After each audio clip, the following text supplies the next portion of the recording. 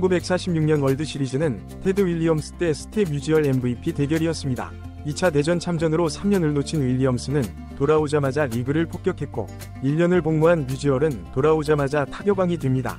하지만 정작 둘은 뮤지얼이 2할 2푼 1, 2무런 4타점, 윌리엄스가 2할 무음 런 1타점으로 똑같이 부진합니다.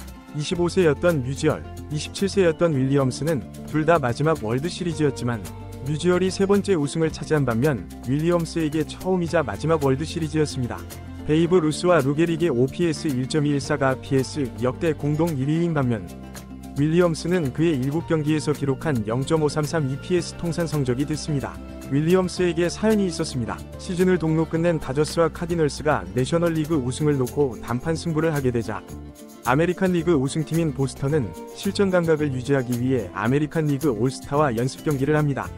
윌리엄스는 그 경기에서 팔꿈치에 공을 맞아 정상적인 몸 상태가 아니었습니다.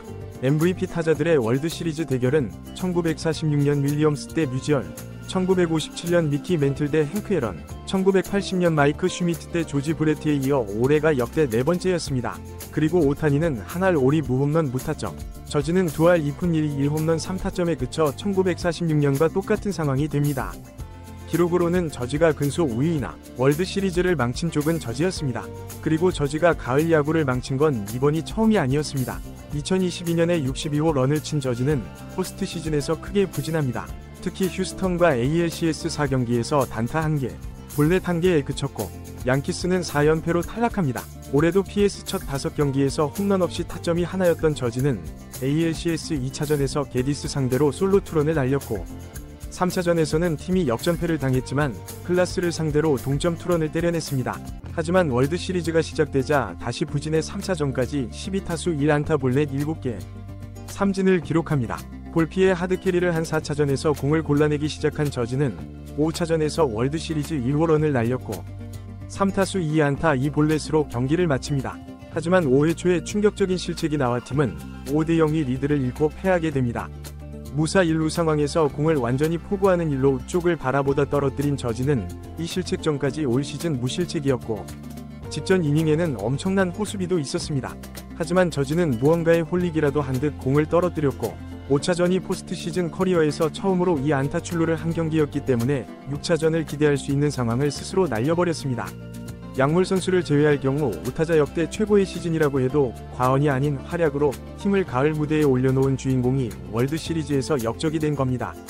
지터가 월드시리즈 38경기를 포함한 포스트 시즌 158경기에서 이렇게 뼈 아픈 실책을 한 적이 있었는지는 기억이 나지 않습니다. 문제는 저지의 가을 부진이 데뷔 후 계속 이어지고 있으며 갈수록 심해지고 있다는 겁니다.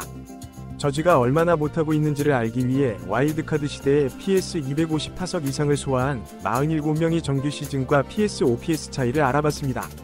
정규 시즌보다 PS가 더 좋은 5명은 1위 카를로스 벨트란, 2위 키키에 에르난데스, 3위 엘버트 프롤스, 4위 제이슨 워스, 5위 카일 슈와버입니다. 이 중 미스터 베이스볼은 하향세가 시작되고 나서는 가을 야구를 거의 못한 덕분에 좋은 PS 성적이 유지될 수 있었습니다. 반대로 PS 성적이 나쁜 순서는 1위 에런 저지, 2위 레지 샌더스, 3위 짐 토미, 4위가 메탈로 데이와 데이빗 저스티스, 6위 버스터 포지였습니다. 3개가 있는 포지는 포수였던 걸 감안해야 합니다. 즉 저지는 1995년 이후 PS 250 타석 선수 중 정규 시즌 대비 가장 나쁜 포스트 시즌 OPS를 가지고 있으며 반면 키케는 정규 시즌과의 차이가 가을 사나이의 대명사라 할 수 있는 벨트란 다음으로 좋습니다. 리그를 대표하는 다른 현역 타자들의 경우 하퍼는 정규 시즌 0.911, PS 1.016으로 PS가 훨씬 좋고 요르단 알바레스는 정규 시즌 0.973, PS 0.944, 소토는 정규 시즌 0.953, PS 0.927, 프리머는 정규 시즌 0.899, PS 0.893으로 PS 성적이 약간 떨어지지만 PS에서 더 어려운 투수를 만나는 만큼 대단히 잘한 것이라 할 수 있습니다. 가을에 못하는 선수인 배치도 정규 시즌 0.897, PS 0.762로 저지만큼의 차이는 아니면 한때 양키스의 가을 역적이었던 로드도 정규 시즌 0.930, PS 0.823으로 저지와 비교 대상이 아닙니다. 이에 저지의 가을 부진은 매우 심각한 수준이라 할 수 있는데 저지와 비슷했던 선수를 찾아보면 정규 시즌 0.948, PS 0.685로 0.163 차이가 저지의 0.273 차이와 비슷한 제프 베그렐이 있었습니다. 베그렐이 간판이었던 시절 휴스턴은 포스트 시즌에 6번 갔지만 한 번도 우승하지 못했고, 베그렐의 은퇴 시즌이었던 2005년에 처음으로 간 월드 시리즈에서도 부진했습니다. 심지어 베그렐의 옆에는 가을만 되면 베그렐 못지않게 부진한 크레이그 비지오가 있었습니다. 저지는 가을에 왜 못하는 걸까요? PS는 투수의 수준이 올라가기 때문이라고 하기에는 저지가 찍고 있는 성적은 쉬운 투수들 상대로도 나올 수 있는 성적이 아닙니다. 가을에만 통하는 저지 공략법이 따로 있는 것도 아닐 겁니다. 이는 결국 심리적인 것으로 커쇼와 비슷한 문제일 수 있습니다. 다만 저는 올 시즌만큼은 다른 문제를 제기하고 싶습니다. 첫 35경기에서 2할 9리 홈런에 그친 저지는 이후 94경기에서 45홈런 103타점, OPS 1.379이 미친 활약을 합니다. 저지는 다시 슬럼프가 오지만 시즌 종료를 앞두고 개인 타이 기록에 해당되는 5경기 연속 홈런을 터뜨립니다. 60홈런에 2개를 남긴 상황에서 마지막 3연전이 시작됩니다. 하지만 에런 본 감독은 연속 홈런을 이어가고 있던 저지를 1차전에서 쉬게 하더니 2차전에 스킨스 상대로 내보냅니다. 저지는 5타석 5삼진에 그쳤고 다시 마지막 경기를 결장하면서 시즌을 찜찜하게 끝냅니다.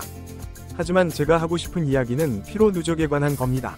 우익수가 주 포지션인 저지는 2022년에 74경기를 중견수로 나섰습니다. 하지만 올해는 소토에게 우익수를 주고 105경기를 중견수로 출장했는데 프로필 체중이 282파운드인 250파운드 이상 선수가 규정 타석을 채우면서 출장 경기의 60% 이상을 중견수로 나선 건 올 시즌 저지가 최초였습니다. 적어도 올해만큼은 중견수를 소화하면서 쌓인 피로 누적이 가을 부진에 영향을 미쳤을 수 있습니다. 아니, 그런 것이었다면 좋겠습니다. 소토로 인한 것과 별개로 저지의 중견수 시즌은 올해가 마지막이 되어야 하지 않을까 합니다. 2022년 저지는 중견수 DRS 플러스 5, UZR 플러스 1이었지만 올해는 마이너스 6이었던 반면 우익수로는 플러스 1이었습니다. 가을 야구가 아니더라도 중견수 저지의 시간은 끝난 것이 아닌가 합니다. 커쇼가 가을에 약한 투수가 된 것에는 팀이 무리하게 몰아붙인 것도 있었습니다. 2013년 다저스는 정규 시즌에서 236이닝을 던지고 디비전 시리즈 1차전에서 124구를 던진 커쇼를 당길 이유가 없는 상황에서 3위를 쉬게 하고 4차전에 냅니다. 커쇼는 그 경기를 잘 던지지만 지금의 이미지가 시작된 NLCS 6차전이 붕괴는 누적된 피로감이 원인이었을 수 있습니다. 이는 프리드먼과 로버츠로 바뀌고도 달라지지 않아 커쇼는 2018년까지 가을에 불규칙한 등판을 계속하게 됩니다. 다시 저지 이야기로 돌아가서 양키스는 내년이 33세 시즌인 저지를 더 각별히 관리할 필요가 있어 보입니다. 경기 이상을 출전하며 완주한 건 기적에 가깝다고 할 수 있습니다. 저지 개인으로서도 5차전이 충격을 극복해야 양키스의 우승을 안길 수 있습니다. 가을 저지는 가을 커쇼처럼 부정적인 의미로 남게 될까요? 아니면 내년부터 대반전이 시작될 수 있을까요?